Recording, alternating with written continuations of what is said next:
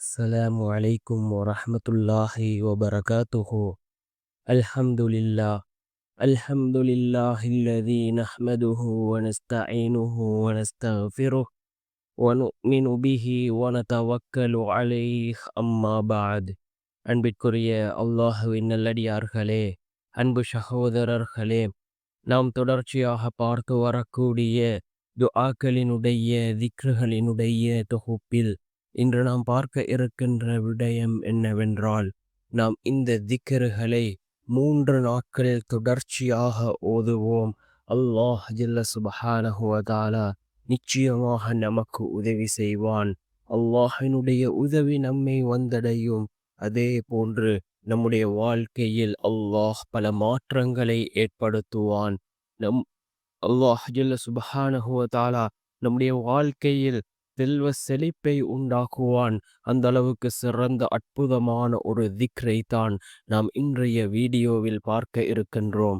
அன்பார்ந்தவர்களே, அல்லாஹ்வின் நல்லடியார்களே, அதிகமானோர் நம்முடைய சேனலை சப்ஸ்கிரைப் செய்யாமல் பார்த்து கொண்டிருக்கின்றீர்கள்.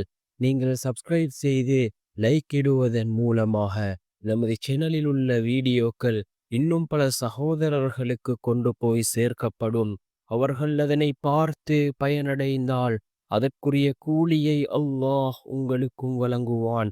அன்பார்ந்தவர்களே, அல்லாஹ்வின் நல்லடியார்களே, இந்த திக்ருகளை நாம் 3 நாட்களுக்கு ஓதுவோம்.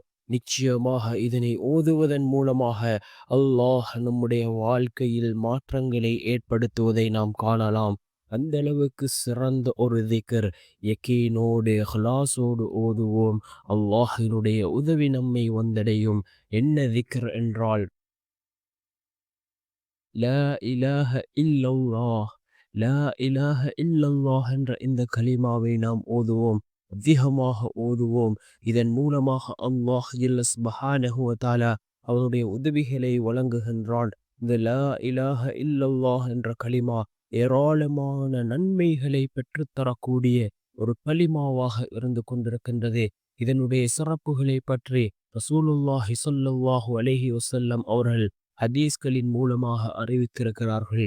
இரண்டாவது, ரப்பிக்ஃபிர்லி, யா அல்லாஹ் என்னை மன்னித்து விடு என்ற இந்த இஸ்திக்ஃபார், இதனை அதிகமாக ஓதுவோம்.